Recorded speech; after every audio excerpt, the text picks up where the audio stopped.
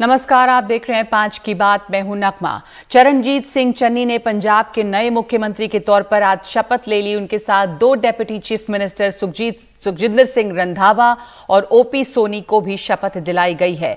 पंजाब में पहली बार कोई अनुसूचित जाति से जुड़ा सिख मुख्यमंत्री बना है और कांग्रेस ने चन्नी को मुख्यमंत्री बनाकर एक बड़ा दांव खेला है।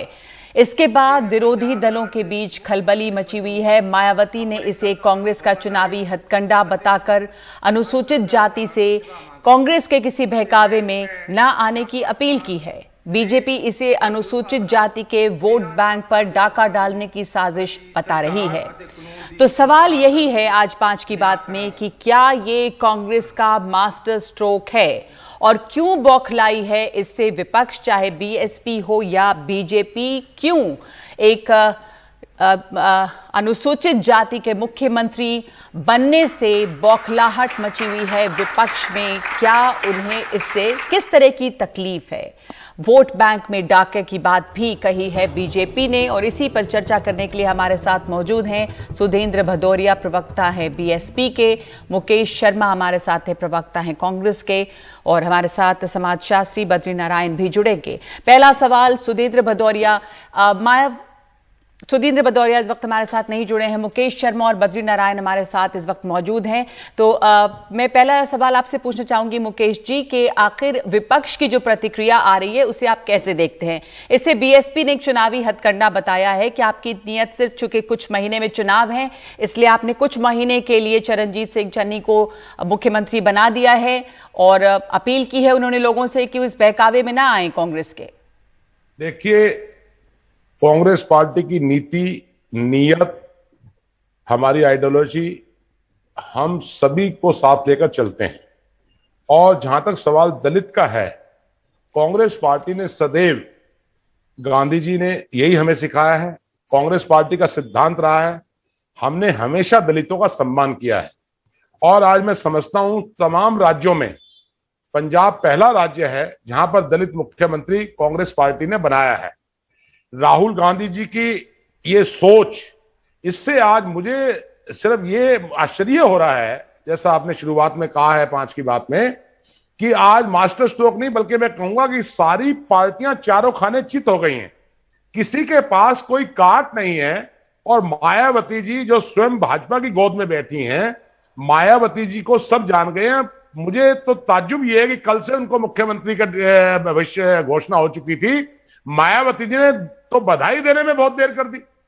भारतीय जनता पार्टी का पंजाब में कुछ है ही नहीं, आप पार्टी को सांप सूंघ गया है। और मैं एक कहना चाहता हूं, कल मैंने ट्वीट भी किया था, कांग्रेस पार्टी अगले विधानसभा चुनाव में जितनी सीटें हमारे पास आज हैं उससे भी ज्यादा सीट जीतकर हम किसानों का, दलितों का, सभी वर्गों का समर्थन लेकर कांग्रेस पार्टी पंजाब के अंदर बंपर जीत के साथ वापसी करने जा रही है। इससे सारी पार्टियां परेशान हैं। अगर भारतीय जनता पार्टी आज डाका डालने की बात कर रही है तो मैं भाजपा को कहना चाहूंगा, उनमें हिम्मत है तो उत्तर प्रदेश में दलित को मुख्यमंत्री बना दें। योगी जी से वैसे ही लोग दुखी हैं। किसने मना किया? हमने तो मना नहीं किया उनको। वो बदल दे उत्तर प्रदेश में अपना मुख्यमंत्री, बना दे दलित को, हम स्वागत करेंगे, बनाए। वो कौन मना कर रहा है?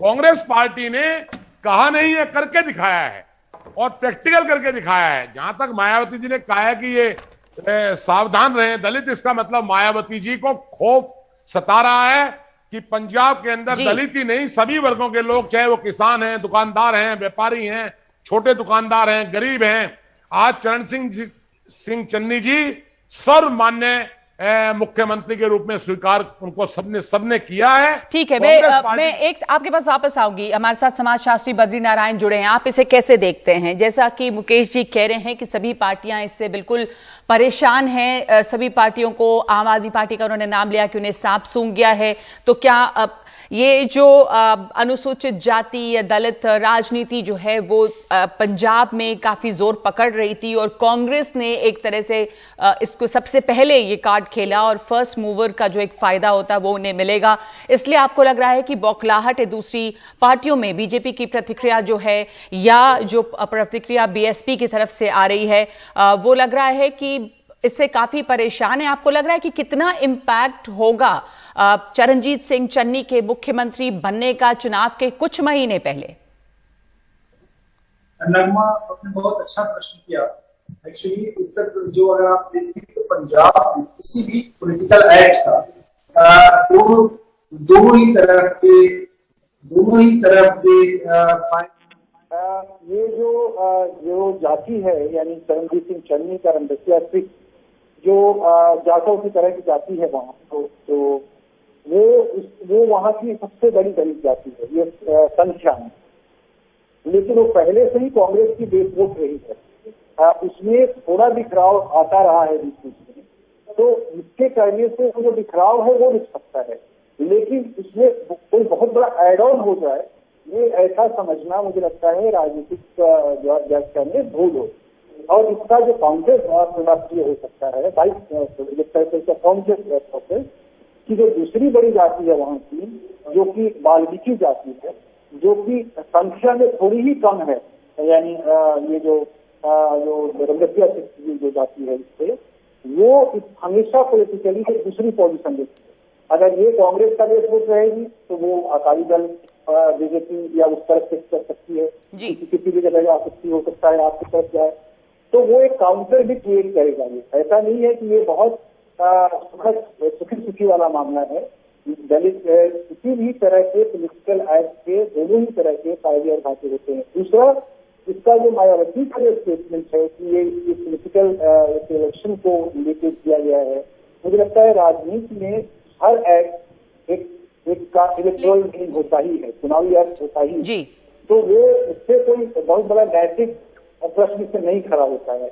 और इसका मुझे लगता है कि पंजाब की राजनीति में दोनों ही तरह के असर होंगे। और एक बात करता है जी बद्री नारायण जी, आपसे एक बात और समझना चाहेंगे, चूंकि आम आदमी पार्टी भी इस वोट बैंक पे अपनी आंखें गड़ाई हुई थी। बहुजन समाज पार्टी पहले से ही दावा करती कि वो ही है जो कि दलितों की, अनुसूचित जाति के लोगों की खैरखा है, उनका भला चाहती है। मायावती जी ने कहा कि उन्होंने अंबेडकर तक की बात कर दी कि अगर अंबेडकर का विकल्प होता तो नेहरू जी उन्हें नहीं रखते। तो वो कह रहे हैं कि कांग्रेस तो शुरू से ही इनके खिलाफ रही है और उनको इस बहकावे में ना आ जाएं कांग्रेस के, ऐसा उन्हें डर सता रहा है। पर ये सब जो है इसी वोट बैंक के ऊपर दावा करते हैं। ये वोट बैंक जिसकी आबादी जो अच्छी खासी है 32-33% पंजाब में, इस चुनाव में ये आपको लगता है कि ये बट जाएगा?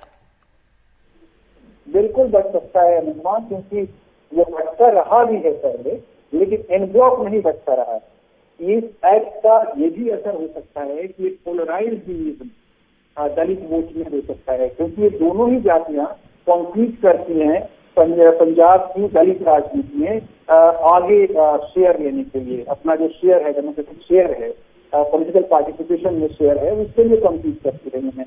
और इनमें अब डिपेंड ये करता है कि कौन सी पॉलिटिकल पार्टी जो कांग्रेस के खिलाफ वहाँ एक ऑल्टरनेटिव के रूप में दिखेगी इनको, जहाँ वो रिलाई कर सके, जो भी और जिसके अपने रिश्ते और कनेक्ट से देता है। जैसे आप दिल्ली में भी एक बड़ी जाति है जो वाल्मीकि है, और वहां पर आप जी मुकेश शर्मा भी हमारे साथ जुड़े हुए हैं, कांग्रेस के प्रवक्ता। इसको सिर्फ चुनावी चश्मे से देखा ही जा रहा है और शायद यही वजह रही होगी कि चरणजीत सिंह चन्नी को चुना गया, मुकेश जी, क्योंकि कुछ महीनों के बाद चुनाव है और जैसे ही उनका नाम सामने आया, बड़ा ऐतिहासिक कदम है। पहली बार कोई अनुसूचित जाति से मुख्यमंत्री बना इस इलाके में, ये बहुत, इसके लिए कांग्रेस को तमाम लोगों ने बधाई दी। लेकिन साथ साथ ये चुनाव का एंगल जुड़ा है कि यही एक वजह रही जो वो बाकी लोगों को पीछे छोड़ के, चाहे वो रंधावा हो चाहे वो सिद्धू हो, चन्नी को चुना गया। देखिए नगमा जी, ऐसा है, हम चुनाव के चश्मे से कोई चीज नहीं देखते हैं।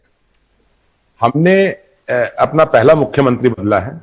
भारतीय जनता पार्टी तो 3 बदल चुकी है। उन्होंने 3 मुख्यमंत्री हिमाचल में बदलना, अपना उत्तराखंड मुख्यमंत्री बदलना इस वक्त जरूरी था। इससे आपको लगता है कि फायदा होगा? मैंने कहा है चरणजीत सिंह चन्नी जी सर्वसम्मत नेता के रूप में पंजाब में उभरे हैं, कंसेंसस कैंडिडेट हैं। कोई विपक्ष का आदमी भी उनके ऊपर उंगली उठाने की स्थिति में नहीं है। और मैं बद्री नारायण जी को बहुत अदब के साथ सुन रहा था, बड़े गंभीरता से सुन रहा था। मैं बद्री नारायण जी को याद दिलवाना चाहूंगा, मैं भी 20 साल दिल्ली की असेंबली का मेंबर रहा हूं, 26 साल की उम्र में असेंबली में पहुंच गया था। बद्री नारायण जी, अगर आपको याद दिलवा रहा हूं, पंजाब में जिस वाल्मीकि बिरादरी की आप बात कर रहे हैं, बूटा सिंह जी इसी बिरादरी से आते थे, जिनको कांग्रेस ने गृह मंत्री बनाकर रखा, पूरा सम्मान दिया। उस बात को भी कोई नहीं भूला है। हम समय समय पर हम दलित समाज का पूरा सम्मान करते रहे हैं और हर वर्ग का सम्मान करते रहे हैं। इसलिए मेरा यह स्पष्ट रूप से कहना है कि हमने पंजाब के अंदर जो सबके पेट में दर्द हो रहा है, चाहे वो बीएसपी हो, चाहे वो बीजेपी हो, चाहे वो आप पार्टी हो, सबके पेट में दर्द होने का केवल और केवल एक ही कारण है कि इनको सबको ये अच्छी तरह पता लग गया है कि कांग्रेस एक होकर चुनाव में जा रही है। ठीक है, इकट्ठे होकर जा रही है। सुधींद्र भदौरिया से हमारे साथ बीएसपी के प्रवक्ता जुड़ गए। आपने कहा कि तमाम लोगों के पेट में दर्द हो रहा है और क्यों हो रहा है। एक मिनट, मुकेश जी वापस आऊंगी। सुधींद्र भदौरिया हमारे साथ जुड़ गए। सुधींद्र जी, आपकी प्रतिक्रिया। देखिए, ये लोग क्या कहते हैं उस पर ना देश के और ना प्रदेश के दलितों पे कोई असर नहीं पड़ता। हम लोगों ने वहां पर अकाली दल के साथ अलायंस किया और हम चुनाव लड़ रहे हैं, और सब लोग जानते हैं कि मान्यवर काशीराम जी वहां पर कई बार चुनाव लड़े और वहां पर बहुजन समाज पार्टी का अच्छा प्रदर्शन रहा और पहले भी अकाली दल के साथ मिलकर लड़ते रहे जी। तो हम लोग ये भी जानते हैं कि कांग्रेस पार्टी की एक मानसिकता है जो नई नहीं है। ये परम पूज्य बाबा साहब को इन्होंने चुनाव हराने का काम किया था 50 के दशक में। फिर इसके बाद जब बाबू जगजीवन राम इनकी पार्टी में ही थे, तो आपको स्मरण होगा सन 1975 में पहले आपातकाल की जो संसद के अंदर प्रस्ताव को इन्होंने बाबू जगजीवन राम जी के माध्यम से रखवाया। और जब सुधींद्र जी, एक मिनट, क्योंकि मुकेश शर्मा इस पर रिएक्ट करना चाहते हैं। आपने कहा है, बात समाप्त नहीं कर ली है, पर आपने एक आरोप, चलिए बात समाप्त कीजिए। आपने एक आरोप लगाया जिस पर वो जवाब देना चाहते हैं। मैं अपनी बात समाप्त कर लूं, उसके बाद ये पूरा जवाब दें। ठीक है, और बाबू जगजीवन राम को सन 1977 में ये कह के निकलना पड़ा क्योंकि वो वहां अपमानित होते थे। तो इसलिए इनका चाहे परम पूज्य बाबा साहब रहा हो या फिर बाबू जगजीवन राम जी जो इनके खुद के पार्टी के थे उनके साथ रहा हो, और फिर बाद में ये इनका इस प्रकार का सामंती आचरण रहा है जो जिससे ये मानसिकता से बाहर नहीं निकल। ठीक है, मैं आपसे एक सवाल पूछना चाहती हूं इसके पहले कि मुकेश जी जवाब दें कि इनकी सामंती मानसिकता है, मान लिया, लेकिन अब जब इन्होंने चरणजीत सिंह चन्नी को मुख्यमंत्री बनाया है तो आपको क्यों नहीं अच्छा लग रहा? अच्छा हुआ मुझे देखिए, हमने उसका स्वागत किया है, पर हमारा ये कहना है कि ये केवल इनको बलि का बकरा बना रहे हैं। तो अगर इनको मुख्यमंत्री बनाना था तो 5 वर्ष का मुख्यमंत्री बनाया होता ना। ये 2-3 महीने के लिए एक स्केप गोट बना रहे हैं उनको, और इससे ज्यादा कुछ नहीं। और उसके बाद मुकेश जी, कैसे स्केप गोट बने? चरणजीत सिंह चन्नी 3 महीने के लिए मुख्यमंत्री बनाकर एक तरह से बलि का बकरा बना दिया गया उन्हें। नगमा जी, मैं भदौरिया जी की एक एक बात का जवाब दे रहा हूं। जहां तक सवाल बाबा साहेब डॉक्टर भीमराव अंबेडकर जी का है, वो पूरे देश के लिए पूजनीय है। वो किसी, आप उनको अपना कोई पेटेंट मत बनाइएगा। जैसे बीजेपी कहती है कि अगर बीजेपी में है कोई तो वो हिंदू है, जो बीजेपी में नहीं है वो हिंदू नहीं है। मुकेश शर्मा ब्राह्मण है, बीजेपी में है तो मैं हिंदू हूं, वरना मैं हिंदू नहीं हूं, ये नहीं चलेगा। भदौरिया जी, एक तो मैं आपको जानकारी के लिए बता दूं, बड़े अदब के साथ, विनम्रता के साथ कहना चाहता हूं, मैं आपसे एक सवाल पूछ रहा हूं कि बहन मायावती जी इस देश को जवाब देंगी इस बात का कि जो चंद्रशेखर दलित नेता हैं उनको वो कहती हैं बीएसपी हम में लेंगे नहीं, वो भी दलितों से धोखा कर रहे हैं। क्या मायावती जी के अलावा कोई इस देश में दलित और नेता बनने का अधिकार नहीं है उसको? क्या आपके पास देश के दलितों का पेटेंट है? क्या आपने उसका को रजिस्ट्रेशन करवा रखा है? और मैं कहना चाहता हूं, मुकेश जी, हमारे पास समय इतना ही है। मैं आपसे एक आखिरी सवाल, उन्होंने जो कहा स्केप गोट बनाया गया, बलि का बकरा, आप क्या कहेंगे उस पर? हमने पूरी निष्ठा के साथ, बहुत सोच समझकर हमने चरणजीत सिंह चन्नी को मुख्यमंत्री बनाया, कोई बलि का बकरा नहीं बनाया। ठीक है। कांग्रेस पार्टी, संगठन और चरणजीत सिंह चन्नी जी, सिद्धू जी, सबके नेतृत्व में मुद्दों को लेकर चुनाव में जा रही है और हम निश्चित तौर पर अगली सरकार बनाने जा रहे हैं। ठीक है। कैप्टन अमरिंदर सिंह के साथ जो आपने किया देश ने देखा। अरे आप दलाल हैं यार, छोड़िए, आप बीजेपी के एजेंट हैं। छोड़िए, आप इस भाषा का एजेंट है आप बीजेपी के। आपकी जो सामान्य मानसिकता है आपकी भाषा से पता चल रही है। जो बाबूराव जगजीवन राम जी को सम्मान कांग्रेस ने दिया है, मीरा कुमार जी को भी हमने दिया है। रोड से धक्का मार के निकाला आपने। आपको सिवाय आप क्या बात मायावती जी के कोई और दलित नजर नहीं करेंगे? आता देश आपने में। हमारे जैसे अब कार्यकर्ताओं को मायावती जेल जी में के रखा। अलावा कोई और ठीक दलित है, नजर नहीं आता। धन्यवाद आप दोनों का, हमारे धन्यवाद आप हमारे दोनों का। हमारे ये लड़ाई या ये तू मैं जो है वो आगे भी हो सकती है, लेकिन इस प्लेटफॉर्म पे अभी इसकी जगह नहीं है क्योंकि हमारे पास इतना ही समय है। पर आप देख रहे हैं कि दलित वोट बैंक के लिए किस तरह की, एक तरह से हम कह सकते हैं कि मारामारी है, क्योंकि बीएसपी इससे परेशान है, इससे आम आदमी पार्टी भी परेशान है और कांग्रेस ने एक अनुसूचित जाति का मुख्यमंत्री बनाकर एक तरह से एक मास्टर स्ट्रोक खेला है, जिससे काफी कड़ी प्रतिक्रिया आ रही है दूसरी पार्टियों से कि कांग्रेस का ये सिर्फ कांग्रेस की चुनावी चाल है। बहुत शुक्रिया आप तीनों लोगों का इस चर्चा में शामिल होने के लिए। इस वक्त 5 की बात में एक ब्रेक, और ब्रेक के बाद पंजाब में कांग्रेस के चुनावी चेहरे को लेकर हरीश रावत और सुनील जाखड़ आमने सामने। पंजाब में नए मुख्यमंत्री के चयन के बाद अब कांग्रेस किसके नेतृत्व में विधानसभा चुनाव लड़ेगी, ये बड़ा सवाल है। इस मामले में पंजाब कांग्रेस के प्रभारी हरीश रावत का कहना है कि हालांकि ये बात कांग्रेस आलाकमान तय करेगा, लेकिन राज्य कांग्रेस इकाई के नेतृत्व में चुनाव लड़ा जाएगा और राज्य कांग्रेस के अध्यक्ष सिद्धू हैं और उनकी लोकप्रियता भी ज्यादा है। रावत के इस बयान पर पंजाब कांग्रेस के पूर्व अध्यक्ष सुनील जाखड़ ने आपत्ति जताई है। एनडीटीवी से बातचीत में उन्होंने कहा कि ये नए मुख्यमंत्री के पद को नकारने जैसा है। ये तो चेहरा कौन होगा ये तय करेगी कांग्रेस प्रेसिडेंट। ये काम हमको नहीं करना होता है, लेकिन जो यहाँ के हालात है उसमें मुख्यमंत्री मंत्रिमंडल के साथ ही सब प्रदेश कांग्रेस कमेटी के नेतृत्व में चुनाव लड़ेंगे, आगे बढ़ेंगे। और प्रदेश कांग्रेस कमेटी के अध्यक्ष श्री सिद्धू हैं, जिनकी लोकप्रियता। हरीश रावत जी के बयान को लेकर के सवाल उठाया, सिद्धू के चेहरा होने की बात को लेकर, उनकी लोकप्रियता को लेकर के, उस पर कुछ एलॉबरेट करना चाहेंगे, बताना चाहेंगे? देखिए, मैंने अपनी बात कह दी। देखिए, मानिए हरीश रावत जी एक बहुत ही सीजन्ड मैच्योर पॉलिटिशियन है, he is remained chief minister, तो कोई छोटी बात नहीं। उनका मेरी जितनी उम्र है उतना तो शायद उनका राजनीतिक अनुभव होगा, परंतु आज जब हम चरणजीत चन्नी जी को शपथ ग्रहण समारोह के लिए जा रहे हैं और वहाँ पे बयान दे के कई शंकाएं पैदा हो जाती हैं। हम क्यों शंका पैदा होने दें? हमारे पास इतनी बढ़िया टीम है, चरणजीत सिंह चन्नी जी, उनके साथ में पीसीसी के प्रधान, दोनों नौजवान, दोनों युवा, दोनों की मैं समझता हूँ पॉपुलैरिटी है, तो इस किस्म का बयान शंका नहीं होनी चाहिए। आज समय एकजुटता का है, we stand united, this should be the message. और इस मैसेज को लेके आज मैं समझता हूँ राहुल जी खुद यहाँ पहुंचे। शायद आज के बच्चे भूल गए, कांग्रेस का निशान था 2 बैलों की जोड़ी। सब आज हमारे पास में 2 लीडर हैं, तो ऑब्वियसली इस दोनों मिलके जाखड़ साथ में जो होगा। सुनील जाखड़ तो हमारे तो वर्कर हैं साहब, वर्कर को इतना बड़ा मान सम्मान दिया, और ऐसे हालात में जब हर एक बात में वो जात पात का नाम लेके सो कॉल्ड सूडो जो नकली पंजाबी बने बैठे हैं दिल्ली के अंदर, जिनको पंजाबियत का मूल मंत्र ही नहीं पता कि मानस की जात सब है को पहचान बे, वो जब बातें करते हैं तो ना सिर्फ कांग्रेस की इमेज को ठेस पहुंचती है, ना सिर्फ ये हमारे leadership, senior leadership, Rahul ji, Sonia जी की तरफ, वो लीडरशिप जिन्होंने देश को डॉक्टर मनमोहन सिंह दिया, उनके ऊपर इस किस्म के लोग, उनके जो इर्द गिर्द लोग ऐसी बात करें, शोभा नहीं देता। इस विवाद पर रणदीप सुरजेवाला ने कहा कि मुख्यमंत्री और सिद्धू दोनों चुनाव में कांग्रेस का चेहरा होंगे।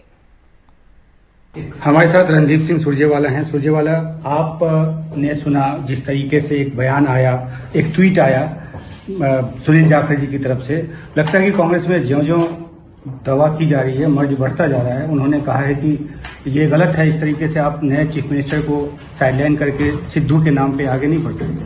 देखिए, जाखड़ साहब बहुत परिपक्व हैं, समझदार हैं। मुझे लगता है कि कहीं ना कहीं कोई गलतफहमी हुई।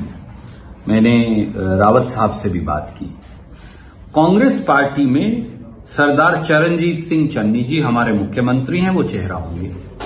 संगठन के मुखिया सरदार नवजोत सिंह सिद्धू हैं, स्वाभाविक तौर से वो भी चेहरा होंगे।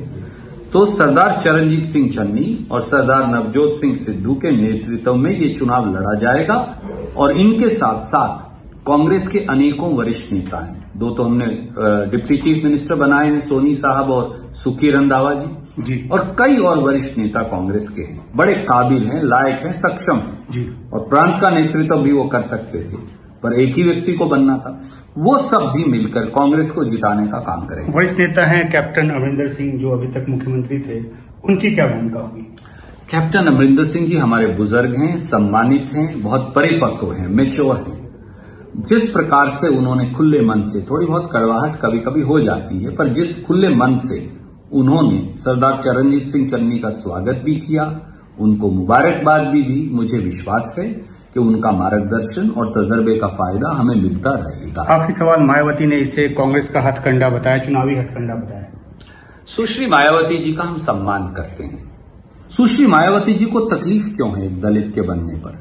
एक गरीब का बेटा, एक मजदूर का बेटा, एक दलित का बेटा पहली बार इतिहास में पंजाब का मुख्यमंत्री बना, तो मायावती जी को तो उसका स्वागत करना चाहिए था बजाय बहिष्कार के। इसलिए राजनीति के लिए अपनी आइडियोलॉजी मायावती जी को नहीं त्यागनी चाहिए, और अगर वो दलित की इतनी पक्षधर हैं तो मैं चुनौती देता हूं, आज ही कह दीजिए कि अकाली दल बसपा का मुख्यमंत्री पद का दावेदार दलित होगा, सुखबीर सिंह बादल नहीं, तब उनकी बात और उनकी कमिटमेंट दलित कॉज के लिए हम सही मानेंगे। और इस वक्त एक ब्रेक, उसके बाद एनडीटीवी से बोले सोनू सूद, पीएम मोदी बुलाएंगे तो दौड़कर जाऊंगा।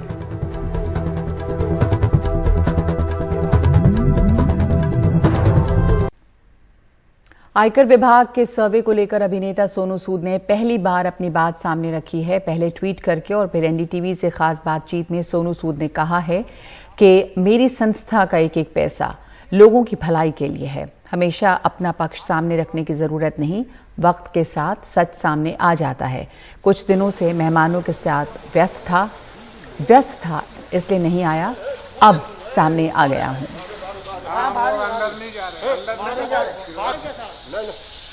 आरोप नंबर 1 है टैक्स की चोरी का, कि आपके अकाउंट में पैसे आए जरूर, दान के लिए आए, लेकिन उसमें से आपने खर्च नहीं किए और बहुत सारे पैसे पड़े रहे।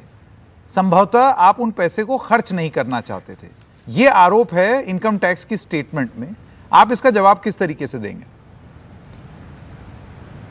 तो संकेत भाई, मैं पहले ये कहना चाहूंगा कि जिन जिन लोगों ने कुछ भी दिया, पहले तो उनकी एक एक जो रुपए की जो हिफाजत करके सही ढंग से उसे यूज करना मेरी सबसे बड़ी रिस्पॉन्सिबिलिटी है। उसके अलावा मैं जितने ब्रांड्स एंडोर्स करता हूं, जो भी मैं कुछ करता हूं, मैं हमेशा उनसे रिक्वेस्ट करता हूं कि आप उसका एक मेजर जो चंक है वो कोशिश कीजिए कि आप फाउंडेशन में दें, ताकि हम लोगों की मदद कर पाएं। तो उस फाउंडेशन में जो पैसा पड़ा हुआ है उसमें से मेरा एंडोर्समेंट का जो मैंने त्यागा वो भी है। दूसरी बात, अगर मुझे किसी ने दिया, मैं आपको छोटा सा किस्सा बताता हूं। मैं कुछ टाइम पहले विजयवाड़ा गया था। जब मैं सड़क पर चल रहा था, बच्चे अपने पिगी बैंक लेकर खड़े हुए थे। मैं उसकी इमेजेस मैं अभी भी मेरे पास यहाँ पे पड़े हुए हैं, piggy bank which says money bank. इसमें एक रुपए के सिक्के, 5-5 रुपए के सिक्के पिगी बैंक है जो बच्चों ने दिया आपको? जी सर, ये वो पिगी बैंक्स हैं। इसकी चाबी है, मैंने अभी तक इसमें से खोल के 1 रुपया भी नहीं यूज किया। कल वो भी इसके लिए बोल सकते हैं कि यार ये देखो, इसमें से जो पैसा था उस तुमने यूज नहीं किया और किसी को नहीं दिया। क्योंकि ये जब यूज होगा तो एक सही इंसान की जरूरत के लिए यूज होगा, एक जान बचाने के लिए यूज होगा। तो जो भी आता है सर मेरे पास, मुझे सोच समझ के खर्चना है ताकि वो वेस्ट ना हो। लेकिन अगर कोई फाउंडेशन के पास पैसा आता है, देश की किसी भी फाउंडेशन के पास पैसा आता है, तो उसे 1 साल 2 साल लगते हैं उस पैसे को खर्च करने में सही जगह पर। सोनू सूद ने यह भी कहा कि उन्हें कई दलों से राज्यसभा टिकट का ऑफर मिला था, लेकिन उन्होंने ठुकरा दिया। मुझे पता नहीं, मैंने आपसे कभी शेयर किया नहीं किया, मुझे 2 दफा राज्यसभा सीट ऑफर हो चुकी है कि आप आइए कीजिए, बड़ा प्लेटफॉर्म मिलेगा, आप और अच्छा कमाल काम कर सकते हैं। पर मैं मेंटली तैयार नहीं था। मैंने बोला कि अभी शायद मैं तैयार नहीं। ये ऑफर कब आया? जब तैयार होऊंगा तो अभी आया, हाल फिलहाल? सर इस कोविड के अंदर भी आ चुका है सर, करीबन 6 महीने पहले भी आ चुका है, कुछ महीने पहले इस दौरान आया, लेकिन मेंटली तैयार। सोनू जी, किसने दिया offer? Ruling party, opposition party, एक ही पार्टी है, अलग अलग पार्टी? ये अलग अलग पार्टियों से था सर, दोनों से, लेकिन मैं आपको बताऊंगा, मे बी ऑफ कैमरा कभी बता दूंगा. आई डोंट नो कि whether I am suppose to tell this also और not, but you know I thank them. मैं उनसे हाथ जोड़कर धन्यवाद बोला था कि ये बताइए आपने बोला क्या उनसे? लायक हूं. आपने रिजेक्ट तो कर ही दिया है, ये तो अब साफ लग रहा है इस इंटरव्यू से, लेकिन क्या बोल के आपने मना किया? मुझे ऐसे बोला गया था कि ये अच्छा होता है करने के लिए, आप जो करें. मैंने उनसे एक चीज बोली थी कि मैं कभी भी किसी के अगेंस्ट बात नहीं करूंगा. फर्क नहीं पड़ता मैं किस पार्टी से हूं, मैं किसी के बारे में बुरा नहीं बोलूंगा. चाहे वो सामने वाली पार्टी आपके लिए बुरा कर रही है और मैं आपके साथ हूं, लेकिन मैं सामने वाले के लिए कभी बुरा नहीं बोलूंगा. तो आपको अच्छा नहीं लगेगा तो आप बोलोगे भग जाए यार यहां से. तो मैं अगर आऊंगा तो डे 1 से रेजिग्नेशन साइन करके आऊंगा कि जिस दिन आपको अच्छा नहीं लगा कि मैं ठीक नहीं करता तो मैं आपको पकड़ा दूंगा रेजिग्नेशन की. बहुत सी मेरी दुनिया नहीं, मैं तो जा रहा हूं यहां से. सोनू सूद ने कहा कि प्रधानमंत्री मोदी अगर बुलाएंगे तो वो जरूर जाएंगे. कल को इस सब के बावजूद अगर प्रधानमंत्री फोन करें और बोलें सोनू जी मेरी एक स्कीम है जिसमें मैं चाहता हूं कि आप उसके ब्रांड एम्बेसडर बन जाएं, बनेंगे या नहीं? जी, दौड़ के जाऊंगा सर. मैं हमारे जो प्रधानमंत्री हैं नरेंद्र मोदी जी, मैं मेरी आप अगर पुरानी इंटरव्यू देखेंगे तो उसके अंदर भी मैंने बोला था ही इज माय फेवरेट. मैंने अगर आप रिकॉर्ड्स में जाके देखें जब हो, तो अगर मुझे बुलाएंगे मैं दौड़ा चला जाऊंगा. मैं बोलूंगा सर बताइए किस दिशा में आवाज़ उठानी है, किसके लिए आवाज़ उठानी है, क्योंकि अगर उन्होंने कुछ बनाया होगा तो डेफिनेटली किसी के भले के लिए बनाया होगा. और मैं भी उनके साथ जुड़ के अगर वो और ज़्यादा लोगों तक हम पहुँच पाएँ, ज़्यादा मुस्कानें ला पाएँ, तो I think it will be an honour for me and I am always a phone call away.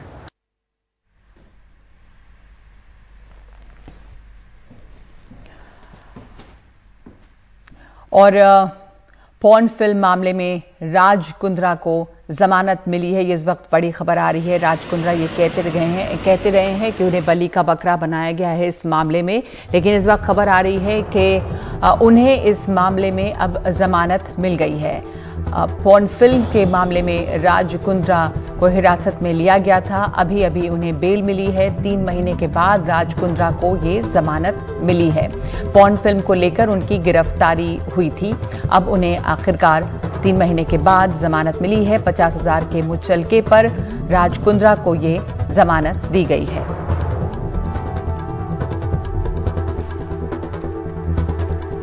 हमारे साथ मेरे सहयोगी सोहित मिश्रा जुड़ रहे हैं. सोहित, 3 महीने के बाद राज कुंद्रा को जमानत आखिरकार मिली. उन्हें हिरासत में लिया गया था इस पॉर्न फिल्म मामले में. इसकी डिटेल्स क्या सामने आई हैं? ये देखिए, शनिवार के दिन दरअसल जो बिजनेसमैन है राज कुंद्रा, उनकी टीम ने बेल एप्लीकेशन के लिए वो अदालत का दरवाजा उन्होंने खटखटाया था और वहां पर राज कुंद्रा ने यही कहा था कि उन्हें इस पूरे मामले में फंसाया जा रहा है.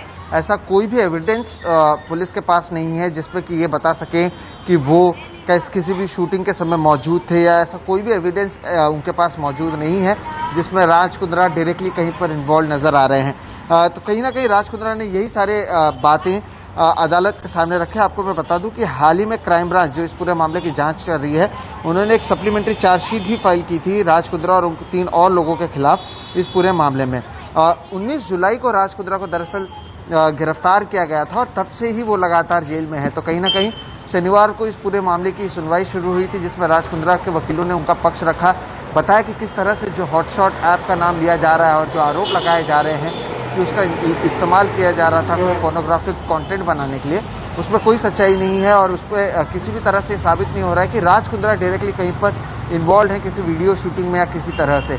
तो ये सारी दलीलें रखी गई थी. अदालत ने फिर आज एक बार फिर से इस पूरे मामले की सुनवाई किया और उसके बाद 19 जुलाई से जो राज कुंद्रा गिरफ्तार हुए थे, तो सितंबर 20 तारीख को यानी 2 महीने के बाद उन्हें आज जमानत मिली है. 50,000 रुपया के श्योरिटी पे उन्हें अब छोड़ा गया है. तो कहीं ना कहीं ये राज कुंद्रा के लिए ज़रूर राहत की बात है, लेकिन अब इसमें देखना होगा कि आगे क्या कुछ किया जाता है, क्योंकि आरोप उन पर शुरू हैं, जांच भी लगातार की जा रही है. लेकिन ज़रूर राहत की बात ज़रूर है. 2 महीने तक जेल में रहने के बाद राज कुंद्रा अब बाहर निकल रहे हैं. 50,000 रुपये की श्योरिटी में उन्हें अदालत ने अब बेल दिया है. जी, 19 जून को राज कुंद्रा की गिरफ्तारी हुई थी. धन्यवाद आपका सोहित. अब उन्हें बेल मिला है 50,000 के निजी मुचलके पे. इस वक्त एक ब्रेक ले रहे हैं. 5 की बात में आगे पश्चिम बंगाल के कई इलाकों में भारी बारिश और बाढ़ की मार.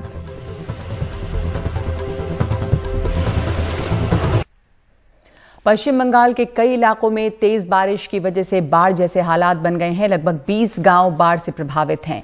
पश्चिम मेदिनीपुर सबसे ज्यादा प्रभावित है। लोगों के घरों और सड़कों पे पानी भर गया है। यहां लोगों को आने जाने के लिए नाव का सहारा लेना पड़ रहा है।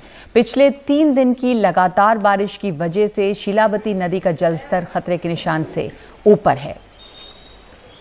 और कुछ दिनों से उत्तर भारत के पहाड़ी इलाकों में बहुत ज्यादा बारिश हो रही है। कल उत्तराखंड के चमोली में बादल फटने की घटना हुई, जिससे एक बड़े इलाके में मलबा फैल गया है।